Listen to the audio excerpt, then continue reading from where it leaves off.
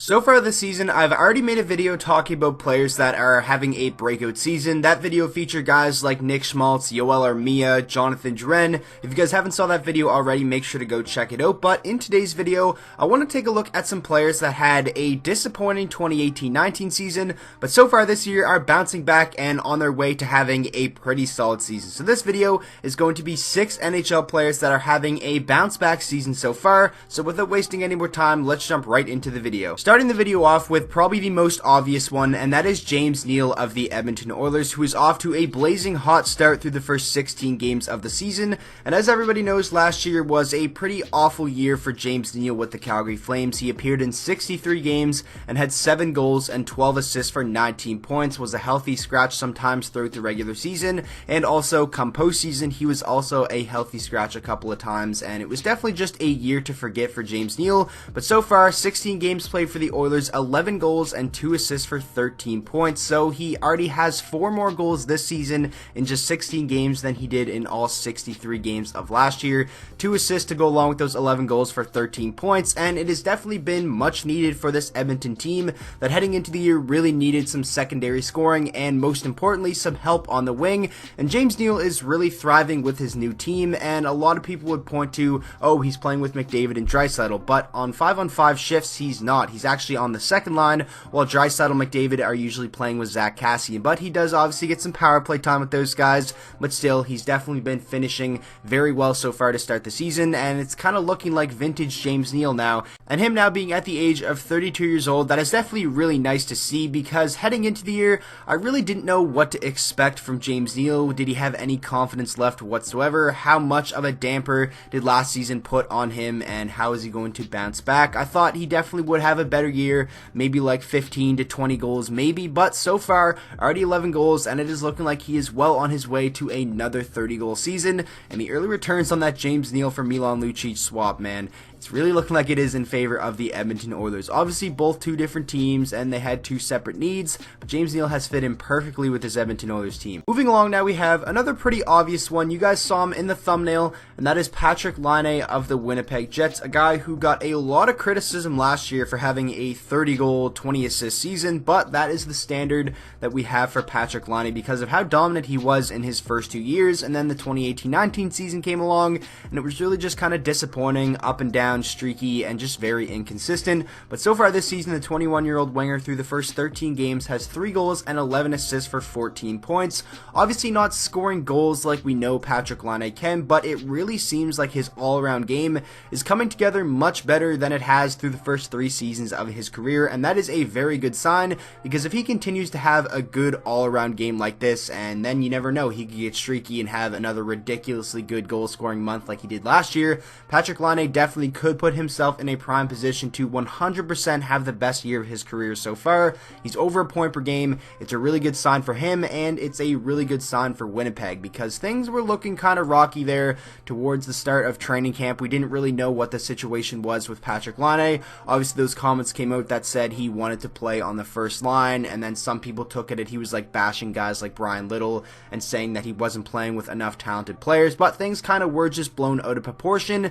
And at the time, a lot of people, especially Jets fans, were probably getting a little bit worried that maybe Patrik Laine's time in Winnipeg was up, and obviously you don't want that for a young player who has shown so much promise over the first couple of years of his career like Patrik Laine has. But luckily for the Jets and their fans, they were able to come to an agreement on a contract, and so far so good this season for Patrik Laine, as he definitely has looked like one of Winnipeg's best players, not just offensively, but his all-around game, like I said, has definitely taken a major step in the right direction. Moving along now, I want to talk about Connor Brown of the Ottawa Senators. Obviously, Connor Brown spent the first few seasons of his career with the Toronto Maple Leafs, and then this past summer came over to the Ottawa Senators in the deal involving guys like Cody Ceci and Nikita Zaitsev. And so far so good for Connor Brown with the Ottawa Senators, as the 25-year-old winger has 2 goals and 10 assists for 12 points through the first 13 games of the season, really thriving in a role that he most likely was never going to get with the Toronto Maple Leafs because of how many guys they had there, how many talented players that could play in their their top 6 ahead of Connor Brown,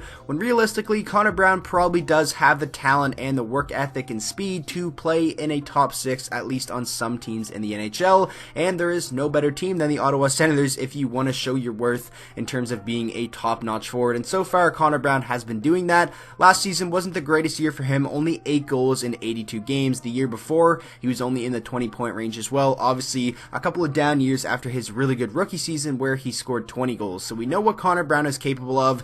Probably not going to score 20 goals this season, as he does only have 2 through the first 13 games of the year, but he is playmaking at a better rate than he has at any point in his career so far, and he is well on his way to having the best season of his career. Probably going to be in that 45 to 50 point range, because I can't really see him being up there around a point per game for the whole season, but you never know. Connor Brown has looked really good for the Ottawa Senators, and the early returns on that trade for them are looking pretty solid. Moving along now, we have another play that you guys saw in the thumbnail, and that is Derick Brassard now with the New York Islanders, and I'm pretty happy for Derick Brassard because it really seemed like last year was a pretty difficult year for him.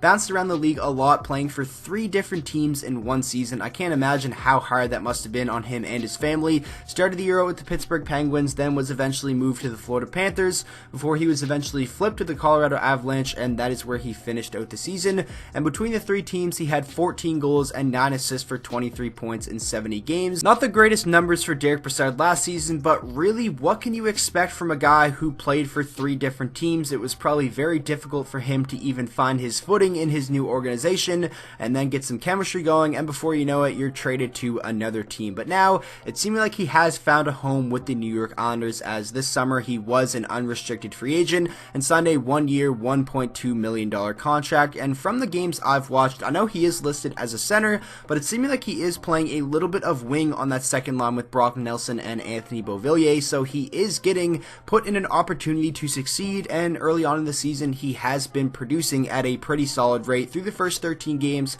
5 goals and 2 assists for 7 points. Again, not numbers that jump out at you, but I think the fresh start has been really helpful for Derick Brassard, and I wanted to feature him in this video just because I am happy for him, and hopefully he can stick around in Long Island for the whole season and they can continue to have a good year, because Derick Brassard definitely deserved it after what he went through last season. Moving along now to the next player I want to talk about in today's video, and that is Kopitar of the Los Angeles Kings. Now, it's seeming like this is kind of becoming a trend with Kopitar. One year he'll have a very good season, and then he'll follow that up with a disappointing year, then follow that up with a bounce back year, and you guys get the point. And it's kind of been a theme over the past couple of years, especially in the 2017-18 season. He was one of the best players in the entire NHL, 90 plus points, obviously an amazing two-way player, and then this past season kind of followed that up with a little bit of a disappointing year for his standards, with only 22 goals and 38 assists for 60 points, and he is getting up there in age, and I thought this year he would probably kind of even out and be like a 65 to 70 point guy, but so far he's having yet another bounce back season, as in 14 games he has 4 goals and 9 assists for 13 points, almost a point per game, and he does actually have a plus rating for an LA team that has been pretty bad. And I know a lot of people don't like the plus minus rating, but I feel like in some situations it is good to look at like a player on a bad team. If they have a good plus minus, that's kind of impressive, and a player on a really good team, if they have an awful plus minus, say for instance like Patrick Laine last season, then that definitely isn't a good sign whatsoever. But Kopitar is bouncing back, having a solid year individually, even though LA isn't really having some team success, but you never know, maybe they can turn that around. But Kopitar is now 32 years old, so I'm wondering how much longer he can keep this up and when he's just going to kind of even out a little bit. And now finally, finishing out the video with the last player I'm going to talk about, and that is Nikolaj Ehlers of the Winnipeg Jets, a guy who has been super impressive to start this 2019-20 season, and you definitely could make a case that he has been their most impactful forward. And last year, kind of a disappointing year, he was injured a little bit, so I guess we can give him the benefit of the doubt. 62 games played, still had 21 goals, which is not too bad at all, and 16 assists for 37 points, but the contract that he's on, you definitely want a little bit more production from that, even though he did only play 62 games. But so far so good this season, as in the first 15 games of the season he has 7 goals and 7 assists for 14 points, tied for the team lead in total numbers. He's a super fast player, and I feel like so far this year he has done a really good job of impacting the game even when he isn't putting up offensive numbers. He's a really fast player, like I said, and you have to get a body on him early, because once he fully gets going, he is going to cause a lot of problems for the defensive team. And so far early in the season he has been one of Winnipeg's best players, and that is really good for them, and really good for a team that lost a lot of their depth this past offseason, but with guys like Nikolaj Ehlers and Patrick Laine stepping up, the season hasn't been that bad so far. So that is going to wrap up today's video. I really hope you guys did enjoy. Make sure to let me know down in the comment section who are some players that you were a little bit disappointed with last season that are bouncing back and having a good start to the 2019-20 campaign. And with all that being said, I hope you guys all enjoyed today's video. If you did, please make sure to drop a like on it and subscribe to the channel for daily NHL content, and I will see you guys all in the next video.